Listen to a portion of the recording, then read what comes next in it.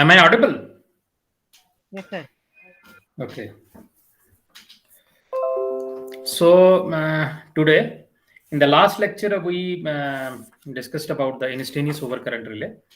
Today, we discuss about this definite time overcurrent relay.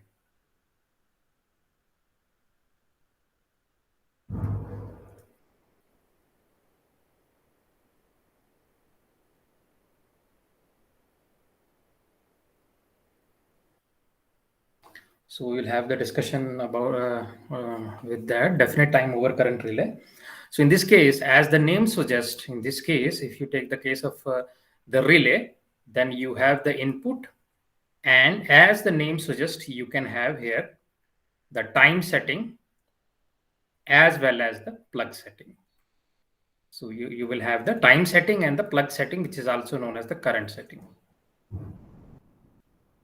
So as the name suggests, definite time over current relay, it can be, in this case, you can say that it can be adjusted to issue the trip output at a definite amount of time after it picks up. So it has the time setting adjustment as well as the plug setting adjustment. And if you draw its, you can characteristics, then its characteristics would be like that.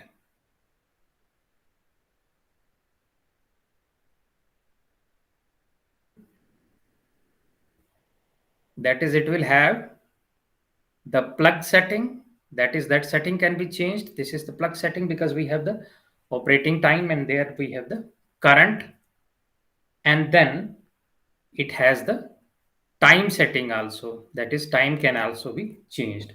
So which shows the definite time over current relay, that is, depending upon the requirement, what we can do, we can have the definite amount of time after which the relay will pick up. So that is, the definite amount of time is required for the relay to pick up. So you can say that it has the current setting as well as the time setting. The current setting has the range. If you take the case of the range of the current setting, so this current setting, it has the range of nearly 50 to 200%. 50 to 200% of the relay rated current.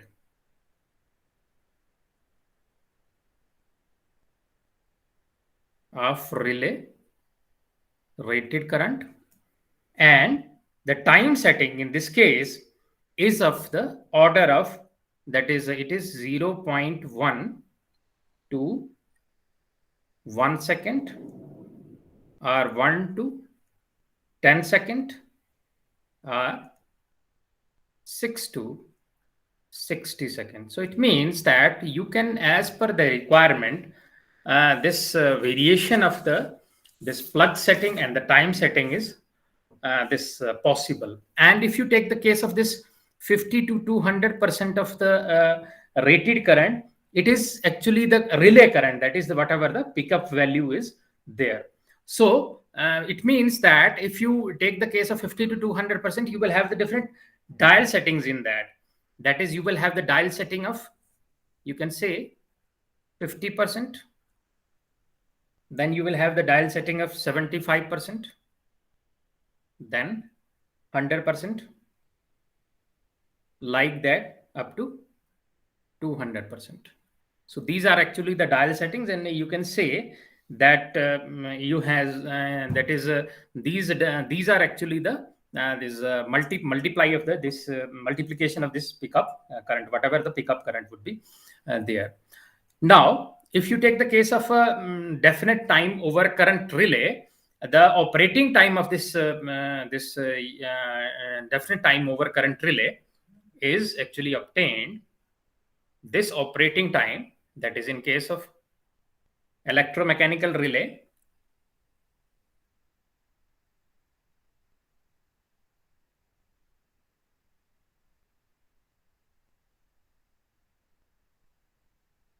the operating time is given by this equation: A divided by plug setting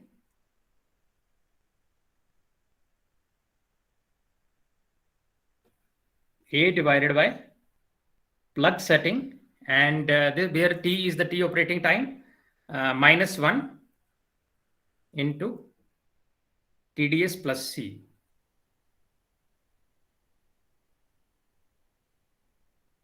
So it is the this operating time, and this is decided by this this you can say that this plug setting, as you already know the fact, that is we have already discussed that. And A, B, and C in this case, if you take the case of it is B also there.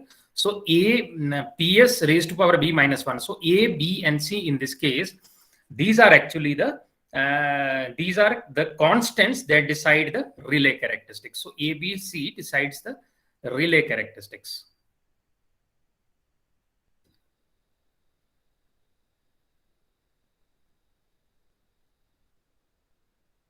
So A, B, C are actually the constants which decides the relay characteristics. That is for the definite time overcurrent relay. If you can say that for the definite time overcurrent relay, the C is taken approximately equals to 0, and this A and B are also very small, that is close to 0.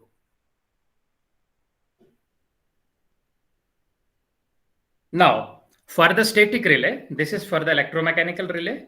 For the static relay, the operating time is given by the equation, that is T operating. It is given by the equation A divided by plug setting raised to power n minus C into TDS plus B into TDS plus K. And in this case, you can say that this actually n in this case is an exponent, and A, B, C, this A, this B, and you have this C and K are constants, and TDS equals is actually the time dial setting. So TDS is equals to what time dial setting we have selected. So A, B, C, preferably the value of this A, B, C, we can take it as a 0.01, and this K, we can also take the value of the K is a constant. We can take the value of that is 0.01.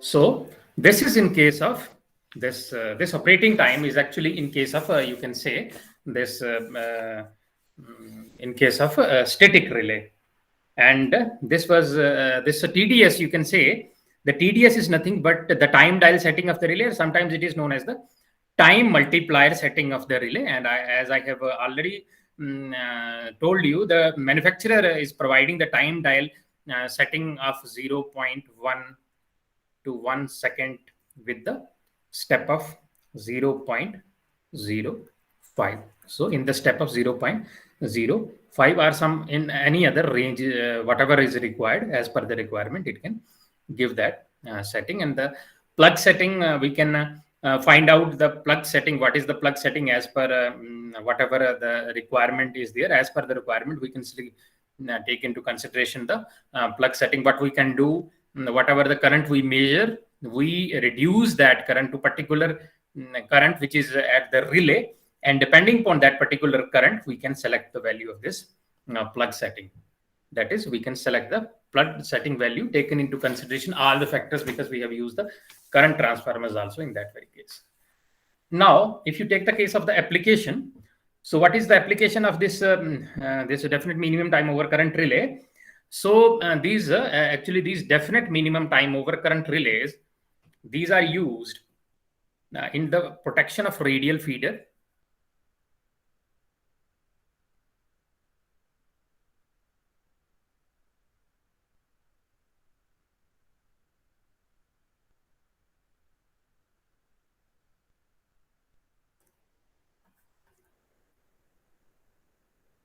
These are used in the protection of the radial feeder where the current discrimination is not possible, and you have to use another type of discrimination in that very case. So we have to use this kind of relay. It is also used for, this type of relay is also used for giving the overload command of generators.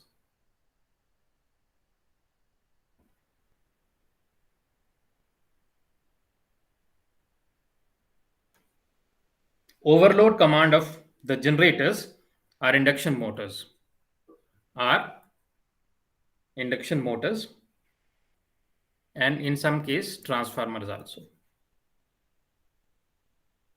Now, if I use the induction motor, that is, suppose that if I use the induction motor, then for stalling protection of induction motor, we can have the definite time relay, because you can say the stalling is actually the phenomena that occurs that occurs in the induction motor, and there's instantaneous tripping in that very condition is not required. So it is also used in the stalling of that induction motor. So this is the definite time overcurrent relay. Now the next type of relay is actually the inverse time, this inverse time overcurrent relay.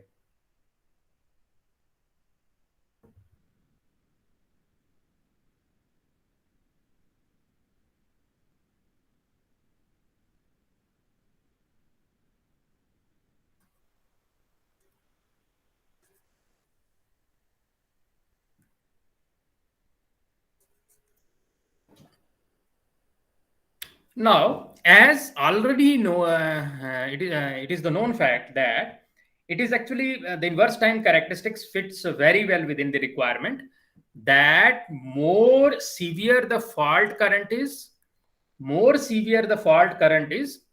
faster it should be cleared to avoid damage to the equipment.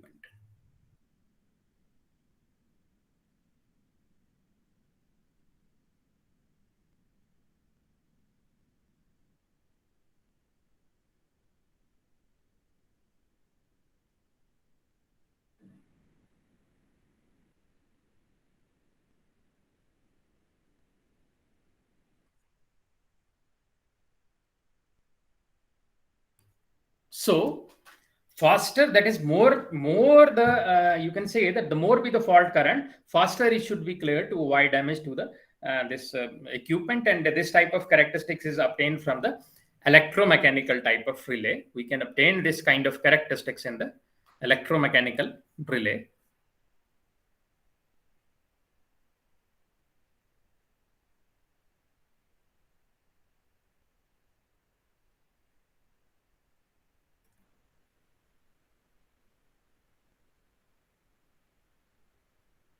So we can obtain this kind of characteristics in the electromechanical type of relay. And it is actually, we can say that which has led to its widespread use and the standardization.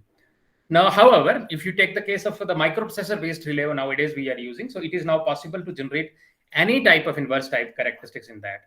So in order to, you can say, maintain the compatibility with the very large number of electromechanical relay, they are actually still in service, and certain inverse time characteristics has been standardized.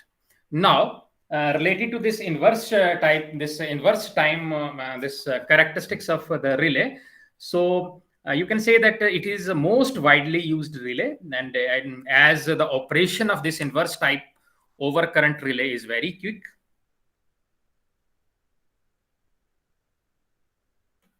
So it is very quick. So that's why it is the mostly wise this use type of, you can say, the mostly this relay is mostly used for the overcurrent protection. That is, for the overcurrent protection, we are mostly using this kind of relay.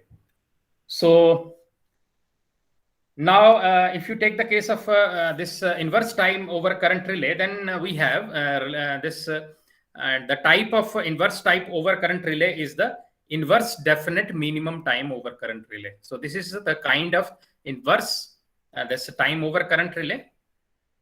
Then the kind this type of inverse the type of this is inverse definite minimum time over current relay.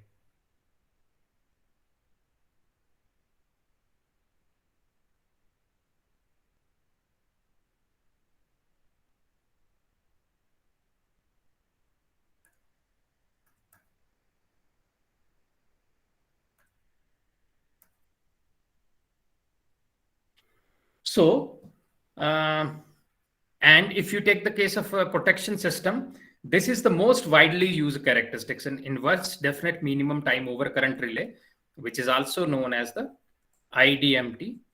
So it is the most widely used characteristics.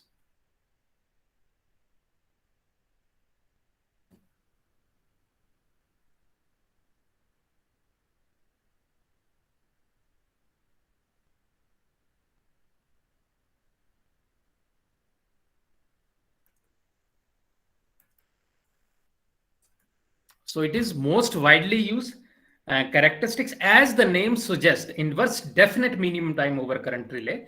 As the name suggests, it is actually the inverse in the initial part. It is inverse in the initial part, and the definite minimum time as the current becomes very high. That is in the final part.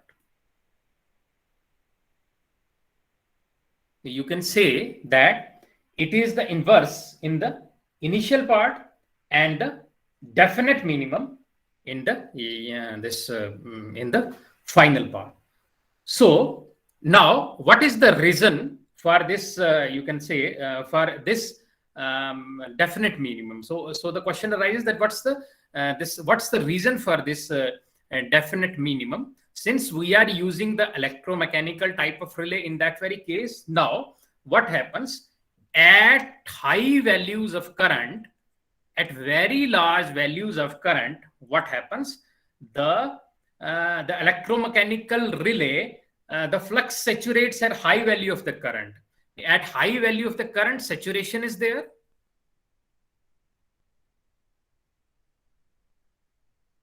At very high value, if you take the case of BH curve, then at high value of that current, the flux saturates at the high value of the current, and operating torque, which is proportional to the square of the flux, which is proportional to the square of the flux, that operating torque does not increase substantially.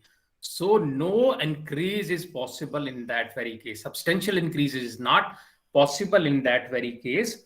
So you can say that this characteristic came about because of the limitation of this electromechanical kind of relay. So it has the inverse initial part. It has the inverse characteristics because during the initial part, the curve would be somewhat like that. So it is operating in that very particular mode. This is operating at that in that very particular mode. If you take the case of current here and the flux, however, as it increases, as the current increases, initial part it has the inverse characteristics. It follows the inverse characteristic. Whatever the increase in current, increase in the flux is there, and T operating is directly proportional to the flux square. And as the current increases more and more at high values, it saturates, and as a result, the operating torque will not increase because the operating torque is proportional to the square of the flux. As a result, what happens? This torque will not increase with any increase in the current. So it has the definite minimum time characteristics. So you can say with the limitation of the electromechanical type of relay, we can have this kind of characteristics. So the mathematical relationship between the current and the operating time of this kind of relay is given by the equation. T operating is given by the 0.14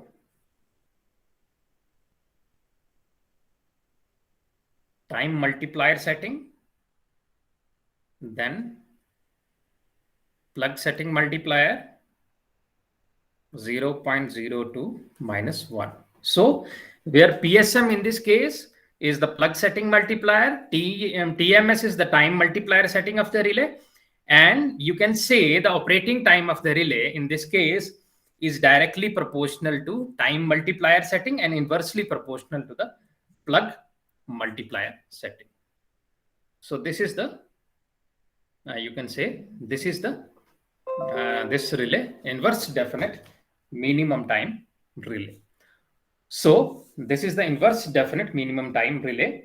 So what are the application of this relay? It is the application is the same where we have this kind of a characteristics is required. Suppose we want the characteristics in which the definite minimum time you can say is required for an overcurrent relay. So it can be used for this for protection of radial and the distribution feeder, similarly to that relay that we have already discussed. So this is the inverse definite minimum time of type of relay. Now, next we have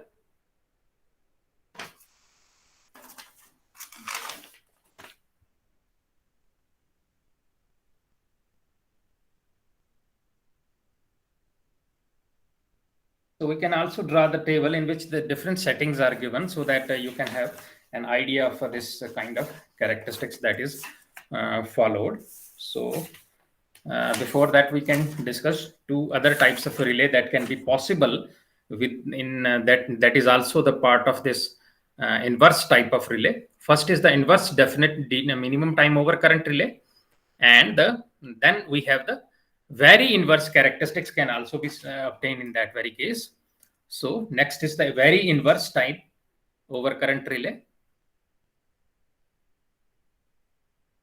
Very inverse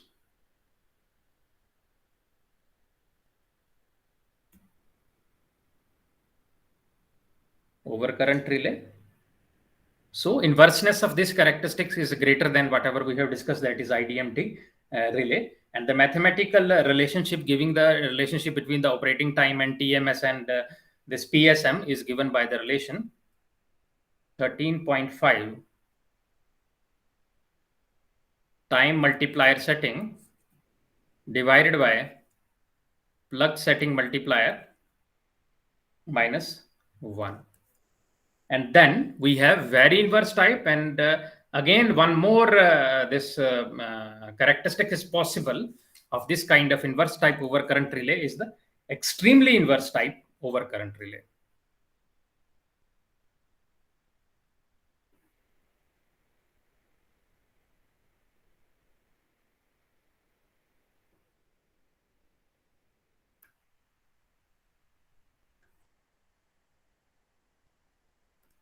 So it's the inverseness is higher than this. So based on the characteristics, we can say that based on any characteristics, we can based on this application part, we can have any type of characteristics of this type of relay.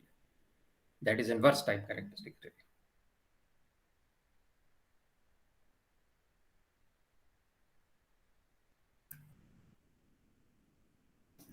So I can also draw the graph so that you can easily understand.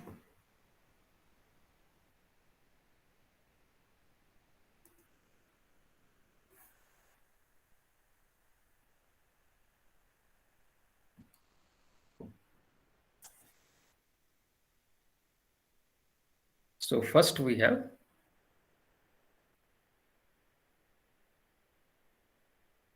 extremely inverse. Then we have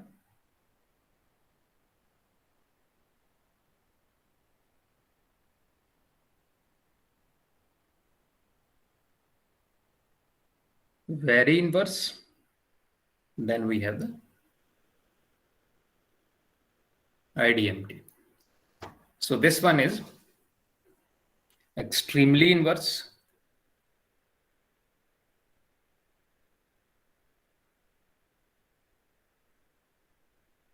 This is very inverse.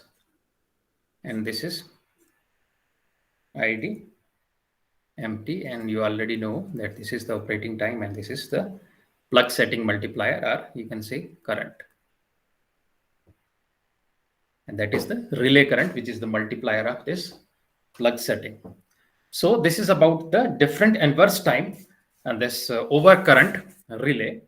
And if you take the case of this characteristics of that overcurrent relay, whatever we have discussed, basic equations that we have discussed for two types of relay, that is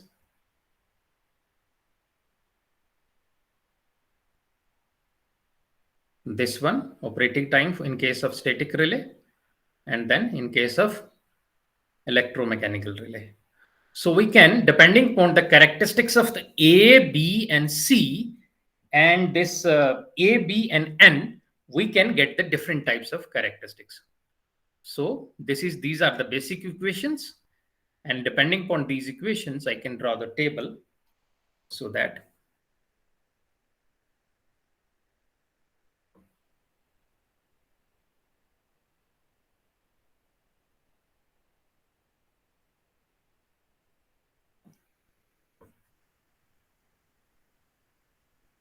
so first is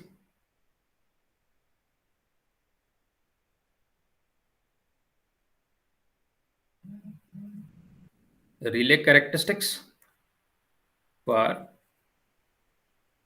electromechanical relay.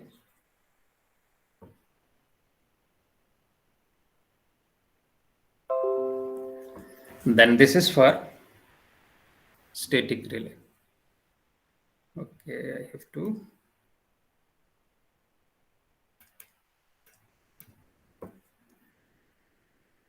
This is for electromechanical relay. This is for static relay.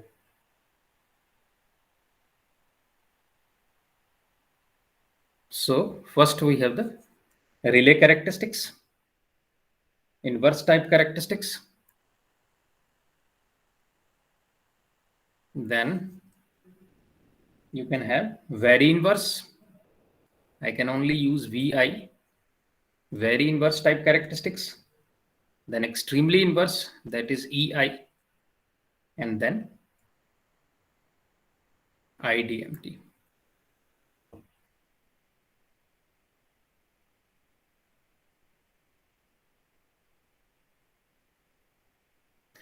And for electromechanical relay, we will have the A, B, C, and for the static relay, we will have A, B, and N.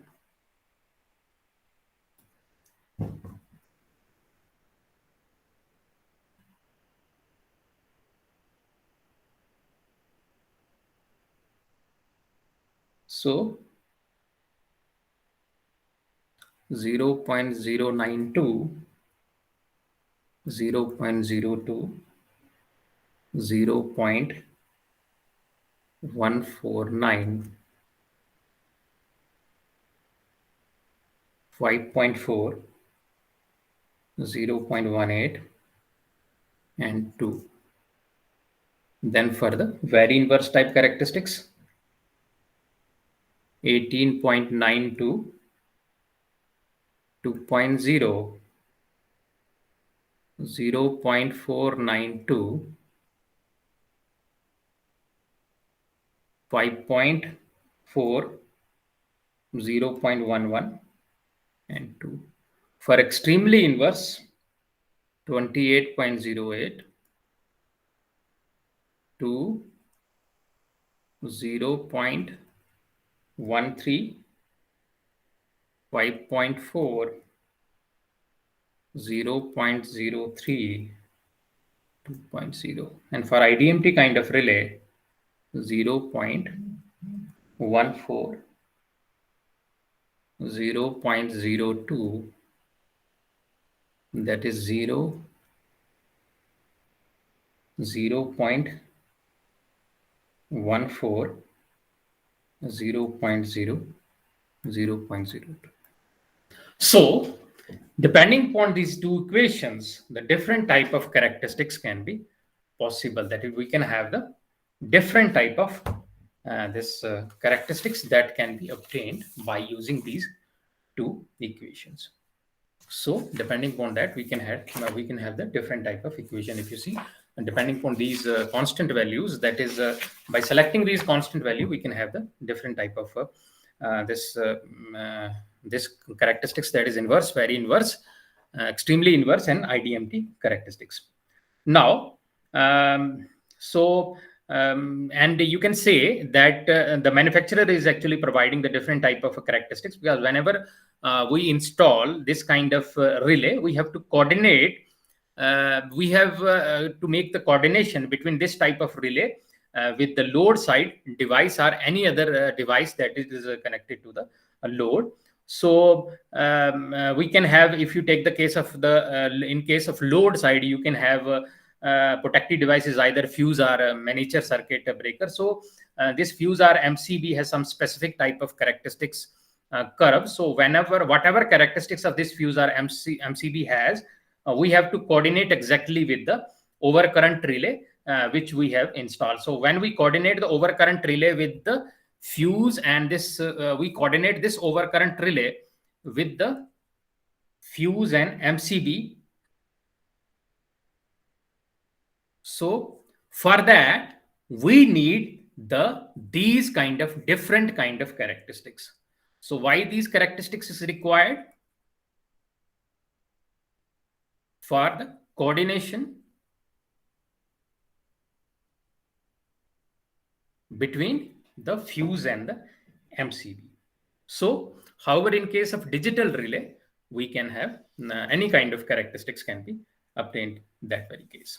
Now, one more very important point, if you see, whenever we are using this important points in the overcurrent relay.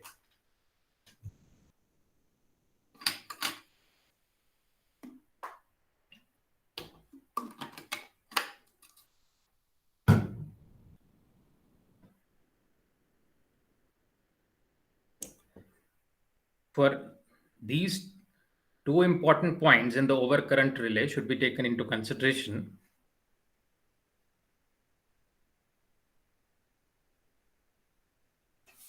That is, if you take the case of this overcurrent relay,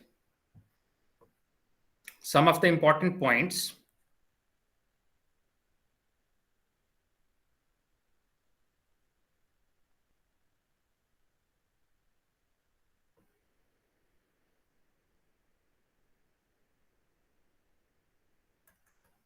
So first one is CT shorting arrangement is carried out.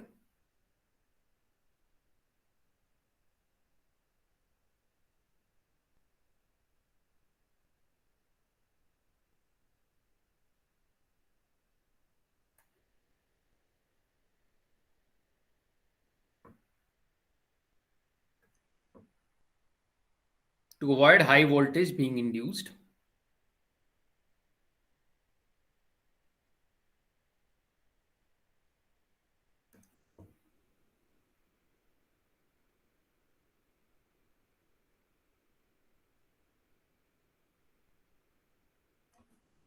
So first one is the seating shorting arrangement should be carried out.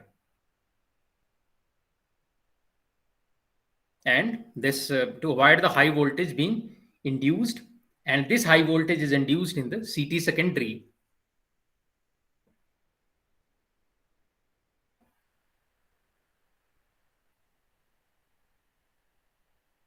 and relay coil.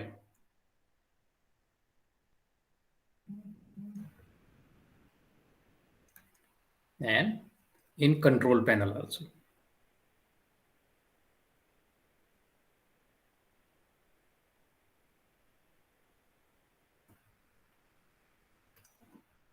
And the second point is that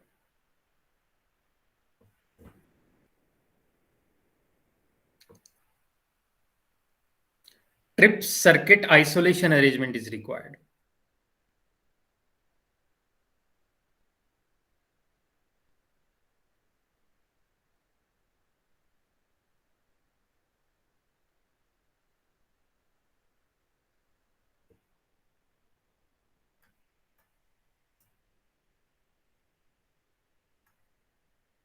Trip circuit isolation arrangement is required to avoid tripping of circuit breaker, to avoid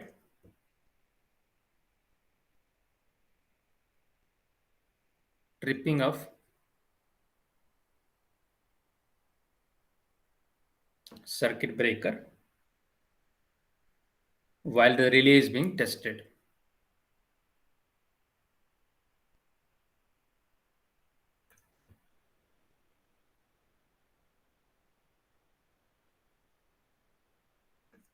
So let us discuss these 2 points. First is we have to short that is the CT shorting arrangement should be carried out. Now let us suppose that what happens. We have the CT is there connected and the relay is connected across that particular CT. That is R is the relay. Suppose S1 and S2. And relay is always connected to the CT secondary. So it should not be open circuited. And if it is open circuited, then then you can say the very high voltage is induced in the secondary. It is relay burden is there. Relay is the burden. However, it is open circuited. Suppose it is this relay. What happens that if the CT secondary is open circuit, then in that very case, a very high voltage is induced across the secondary, because what we are doing, we are taking this on the primary side we will have the high voltage, on this and the secondary side we are converting this high voltage on the to the low voltage for our circuit. However, if if it is open circuited, then very high voltage is produced across the secondary, and if the person actually working in that particular substation, then it may got shock against this very high voltage across the CT secondary. So in actual substation, almost all the CTs you can say are provided with the device known as CT shorting switch. So one device is connected which is known as the CT shorting switch.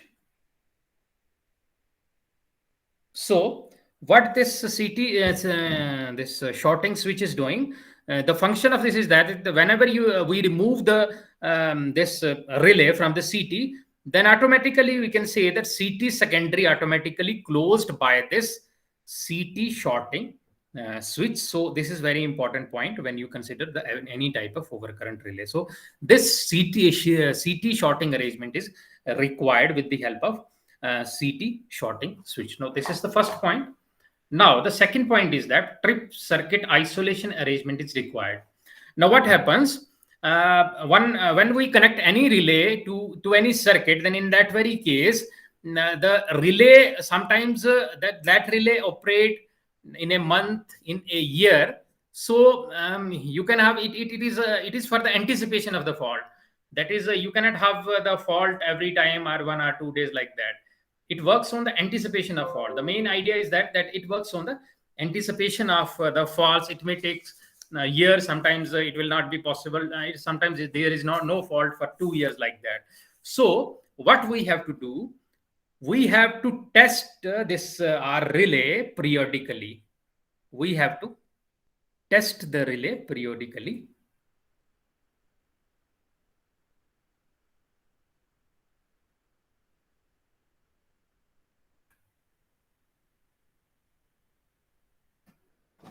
So what happens? What we have to do? We have to remove the relay from the case, from the panel, and we have to give some external circuit. That is, relay is given some external circuit, and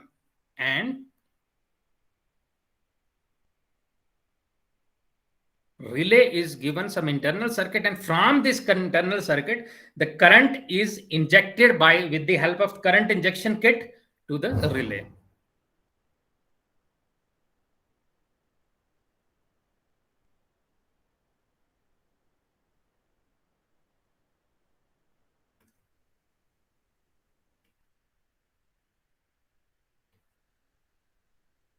So current is actually injected by the current injection, this injection kit. That is, we want to mimic the actual fault.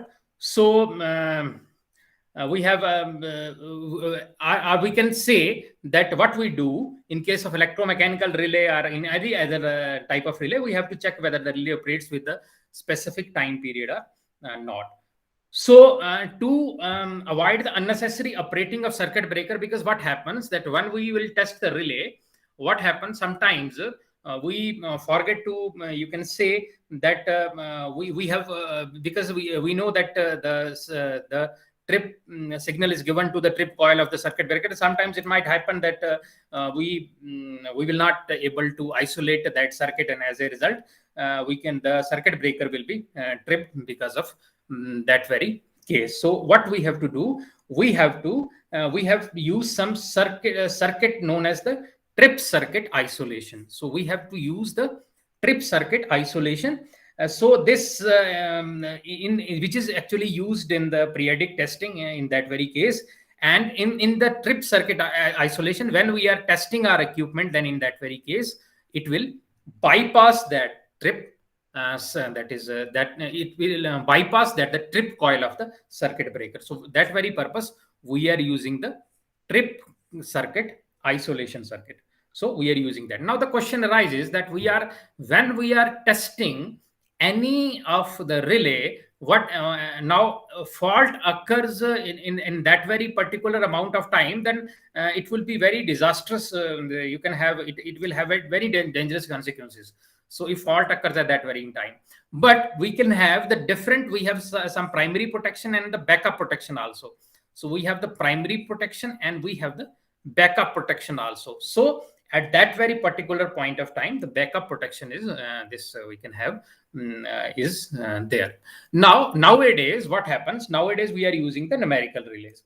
Now in case of the numerical relays, we have a capability of, you can have the capability of this self testing and self checking feature.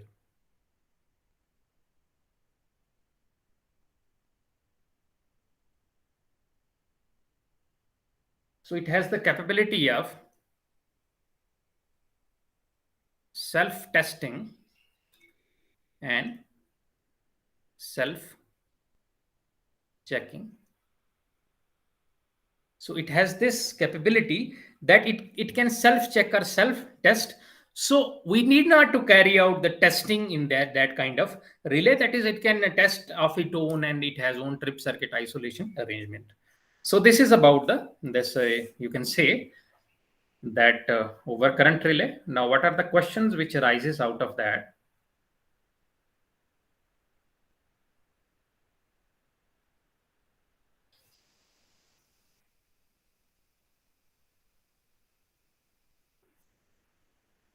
First, we can have what is definite time overcurrent relay.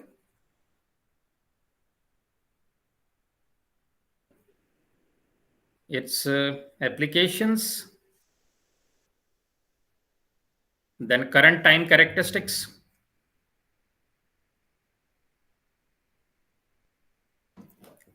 then after that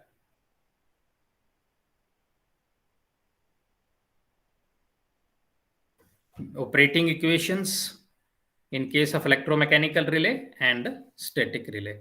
And then we have this definite time overcurrent relay. Now second is inverse time overcurrent relay.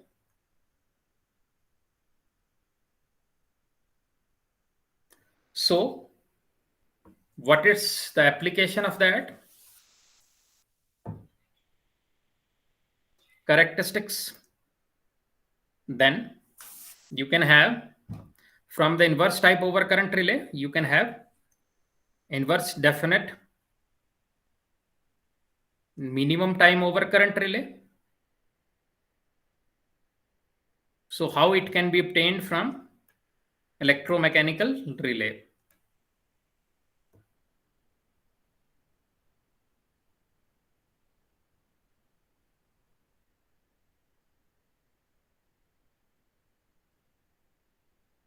Then you can have IDMT, then extremely inverse characteristics, its equation, this very inverse characteristics, its equation, then how different kind of characteristics depending upon the value of the A, B, and C, how we can obtain the different type of relay characteristics.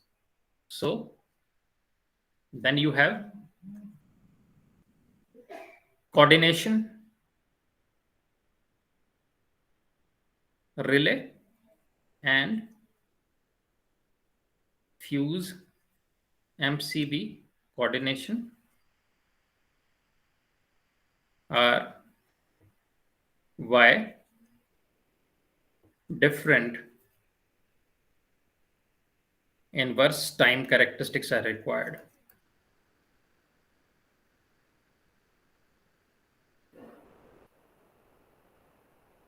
So they are required generally for this coordination. Then we have,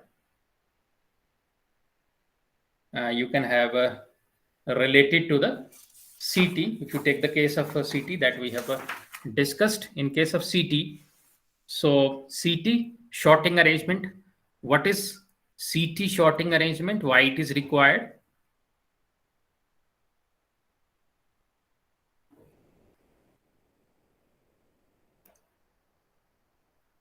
A requirement of CT shorting arrangement, why it is required, and then we can have the trip circuit isolation.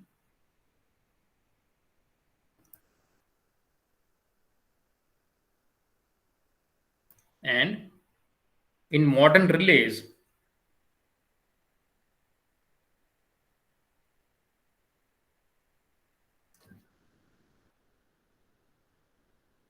how the testing is carried out.